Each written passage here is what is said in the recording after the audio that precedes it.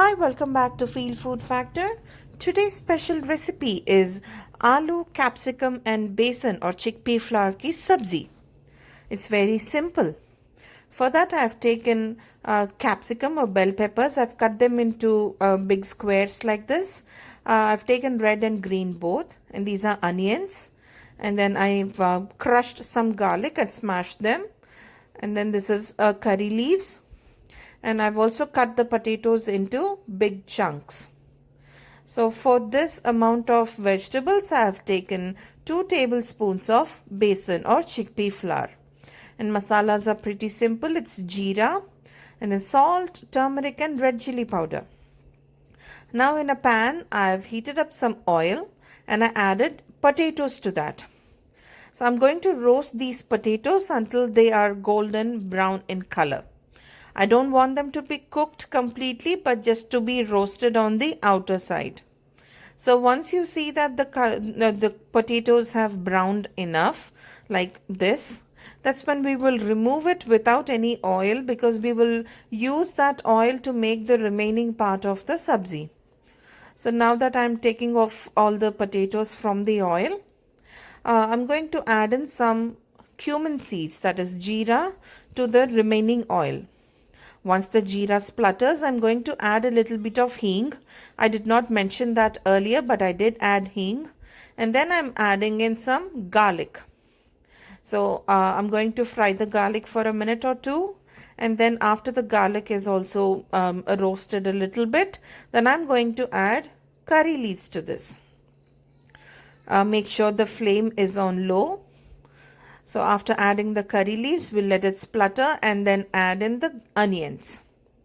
So after adding the onions, I'm going to fry the onions until they turn pink. We do not want them to be browned as of now, because after the onions are half cooked or until they turn pink, that's when I'm going to add in the peppers, that is the capsicum pieces. And here is a tip to everyone who wants to change from non-stick to stainless steel or cast iron. So if you want a non-stick effect on your cookware, all you need to do is just heat the pan on a very high flame until it's smoky hot, and then add in how much ever oil you want, like 2 tablespoons, and rotate the pan all through so that the oil is spread evenly, and that automatically gives a non-stick texture to your pan.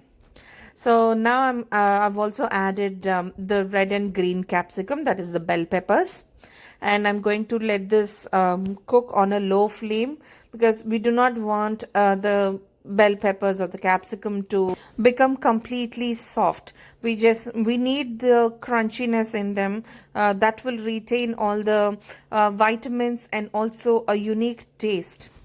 So now that I've fried the bell peppers, also I've added the roasted potatoes that we have drained earlier, and now I'm adding the salt, turmeric and red chili powder.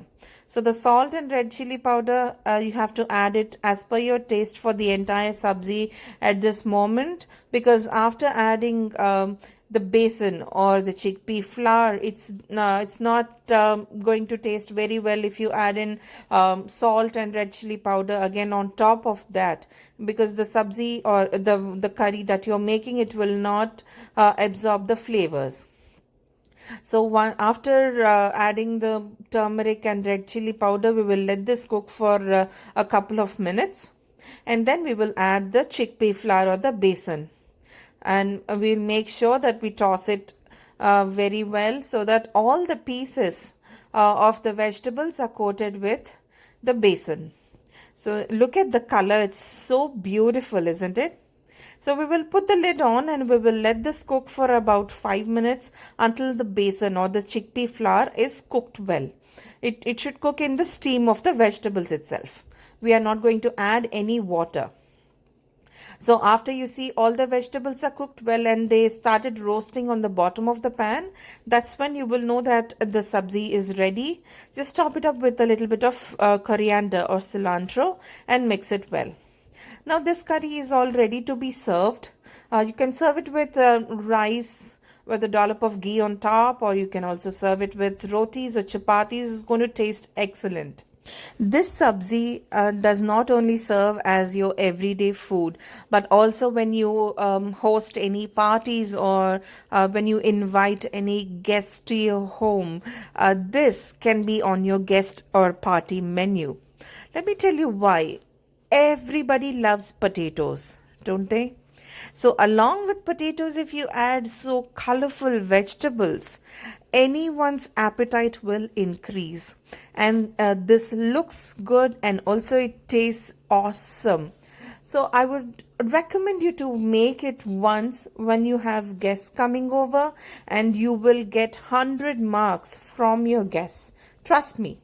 Make this recipe and tell me how you like it in the comments section, and also post a pic on my Instagram page. Like, share and subscribe to Feel Food Factor.